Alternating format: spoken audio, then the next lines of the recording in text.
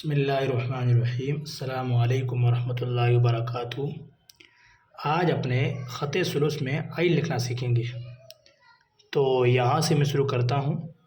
सबसे पहले आपको आइन का सर बनाना है, ऐसे करके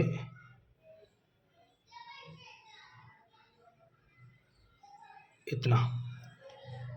फिर आपको यहाँ से ऐसे करके ऐसे आगे लेना है पेंसिल को। उसके बाद यहाँ से आपको वापस पेंसिल पीछे खींचना है, इतना। फिर आपको यहाँ से आहिस्ता आहिस्ता आहिस्ता आहिस्ता आहिस्ता आहिस्ता आहिस्ता आहिस्ता आहिस्ता यहाँ तक, ठीक है। फिर आपको लिखना है दूसरा वाला आइन। वो आपको यहाँ से ऐसे करके ऐसे सर बनाना है, ऐसे। फिर आपको यहाँ से ऐसे नीचे लेना है।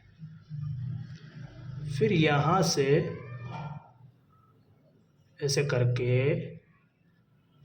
इतना रखना है। फिर आपको ऐसे करके आहिस्ता आहिस्ता आहिस्ता आहिस्ता आहिस्ता आहिस्ता आहिस्ता आहिस्ता आहिस्ता यहाँ तक। फिर यहाँ पे जाके पूरा कलम बिठा के ऐसे करके ऐसे, ठीक है। इस तरह लिखें, जल्दबाजी बिल्कुल ना करें, ठीक है। अस्सलामु अलैकुम।